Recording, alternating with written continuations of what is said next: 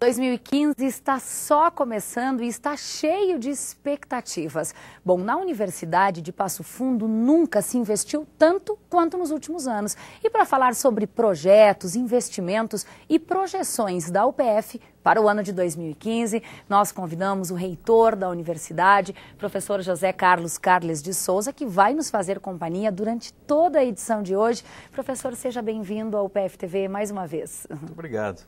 Eu falei agora há pouco, professor, que nunca se investiu tanto quanto nos últimos anos. Eu queria que o senhor nos apresentasse alguns números da instituição que são extremamente positivos. Faço isso com muita alegria.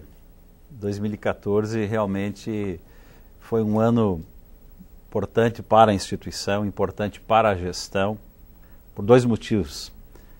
Encerrou a primeira gestão em julho de 2014 e, como fomos reeleitos, iniciamos uma nova etapa à frente da instituição. Até 2014, de 2010 a 2014, com um esforço muito grande de todos que integram a instituição, aí me refiro aos funcionários, aos professores e aos alunos, nós conseguimos investir a cifra de 56 milhões de reais. Não apenas em área física, em crescimento de prédios, de infraestrutura física, mas num somatório das áreas físicas com equipamentos e formação de professores. Nós conseguimos, ao longo desses 4 anos, incrementar uma proposta de formação de mestrado, doutorado e pós-doutorado muito significativa para a instituição e que nos proporcionou resultados importantes do ponto de vista acadêmico.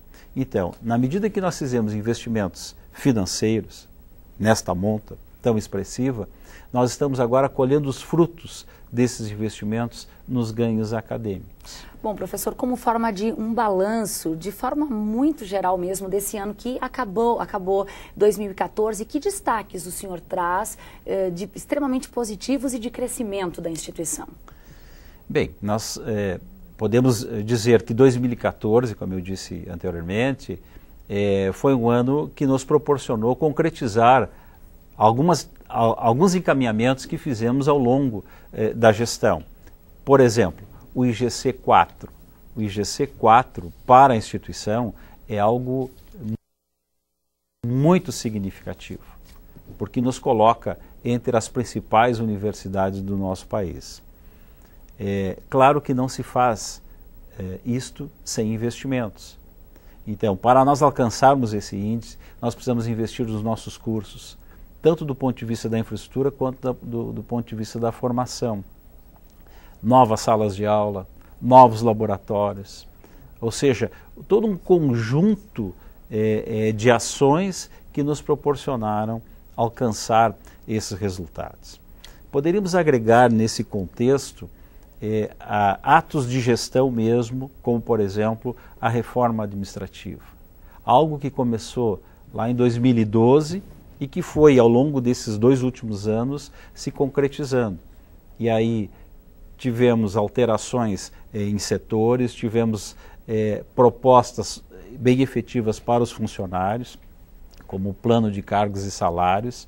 Tá? Encerramos agora, no final de 2014, o primeiro ciclo avaliativo dos funcionários da universidade, na perspectiva do que é necessário para que eles se desenvolvam e possam crescer dentro do quadro de carreira. Ou seja, estou trazendo algumas informações que são extremamente importantes para a gestão, para o reitor especificamente, que representa todo esse esforço que foi concretizado ao longo da gestão, e falo que represento porque também faço referência aos meus colegas vice-reitores, do significado disso.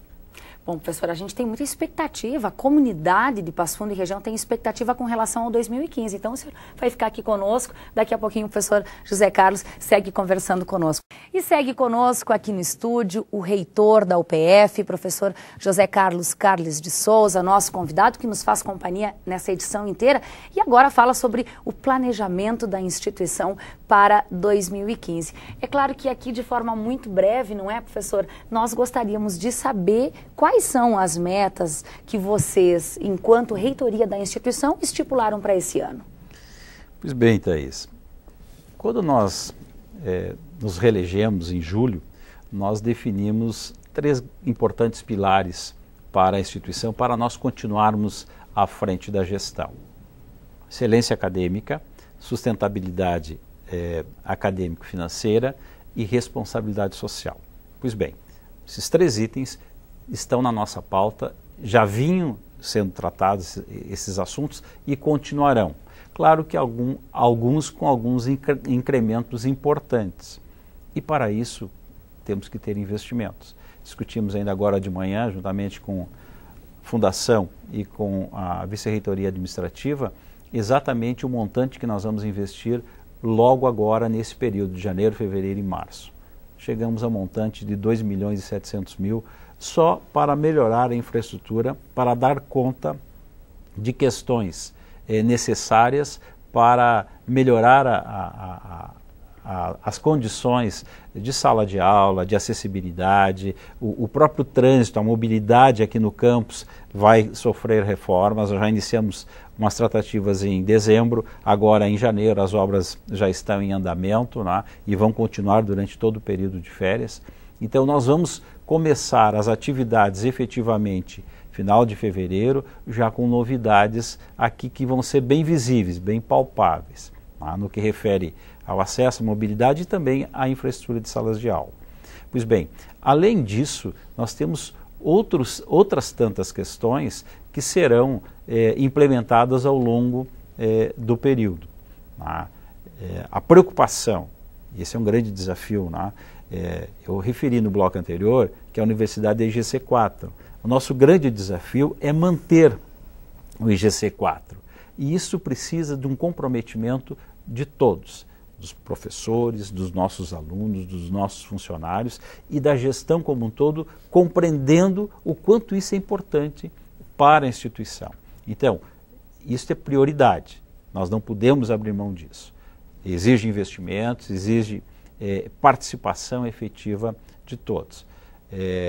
Na próxima semana, nós temos já definido 2 dias de reuniões da reitoria, o reitor e os 4 vice-reitores, para estabelecer cronogramas de ações que vão ocorrer durante este ano, previstos lá no nosso programa, que, portanto, estão dentro do espectro maior da excelência acadêmica, da sustentabilidade e da responsabilidade social, interagindo com todas as unidades.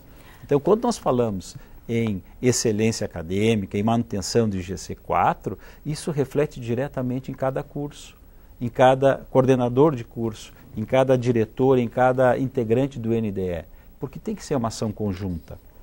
Agora, professor, a instituição também tem desafios, tem pontos a melhorar e a gente quer que o senhor nos responda em seguidinho. A gente vai falar agora um pouquinho da perspectiva econômica também para esse ano. Tem muita gente assustada com esse ano de 2015, não é, professor? De fato, é uma situação que nós nos deparamos e quando nós olhamos os resultados de 2014, por exemplo, nós ficamos animados. Por quê? Em que pese as dificuldades que com muito esforço, com muita dedicação nós estamos superando, nós sabemos que 2015 vem com um desenho diferente na área econômica. Bom, uma coisa é o receio que se pode ter com relação ao ano de 2015 e outra é, de fato, essas perspectivas todas acontecerem, não é, professor? Nós temos que ter alguns cuidados, evidentemente, né? Mas eu posso afirmar, Thaís, que nós estamos iniciando 2015 com um número de matrículas muito interessante, bem acima do que nós tínhamos nos outros anos. Mesmo em um ano não tão positivo como a gente viu agora há pouco. Por isso que eu digo que a nossa visão ela é de cautela, sem dúvida nenhuma, mas otimista com relação ao que vai acontecer daqui para frente. De cautela com relação à política econômica que deve mudar. Evidentemente que ela deve ser mais restritiva. E com isso talvez alguma coisa poderíamos chamar aqui de uma pequena recessão. Mas nós não estamos trabalhando nessa perspectiva. Nós estamos trabalhando dentro daquilo que nós nos propusemos, de trabalhar dentro do orçamento bem definido, mas sempre com olhar para o futuro, avançando. Como eu disse, nós temos número de matrículas acima do que nós tínhamos conseguido até então, vamos ampliar, temos ainda, o processo não encerrou, vamos ter mais matrículas sendo efetivadas até o início das nossas atividades em fevereiro e março. Então, devemos iniciar o ano com um número muito superior de alunos que nós tínhamos. Esse é um dado extremamente importante. Agrego a isso todas as projeções que foram feitas com relação a investimentos. Nós recebemos das nossas unidades um pedido de investimento agora imediato em torno de 20 milhões. Evidentemente que nós não temos como dar conta disso. A universidade não tem caixa para suportar isso de imediato. Mas já definimos que nesses primeiros 3 meses vamos investir aí alguma coisa na ordem de perto de 3 milhões de reais. Se compararmos com o que nós investimos em 2014, que encerramos o ano praticamente tendo investido em 2014 15 milhões de reais, nós devemos chegar em 2015, no final, próximo desse valor. Em que pese as dificuldades. Claro que aí nós temos recursos de FIES, que não depende de nós, depende do governo liberar. Nós temos alguns projetos que dependem de verba pública, que nós temos que avançar na busca e da conquista desses recursos, né? Mas, enfim, quero dizer que estamos muito otimistas com relação às ações, às atividades da Universidade de Passo Fundo para 2015. Bom, professor, muito rapidamente, para a gente encerrar aqui, eu anunciei que o senhor falaria sobre os pontos a melhorar que a instituição tem. Na sua percepção, quais são eles? Bem, excelência acadêmica, que não sai de pauta, né, está sempre presente, né? A melhoria na nossa infraestrutura viária, aqui interna do campus, essa é uma realidade, vai acontecer, nós já estamos com as obras em andamento. Nós temos mais investimentos, nós devemos entregar e concluir o prédio do CETEC 2, que ele está já sendo utilizado, mas o entorno não estava pronto, vamos concluir.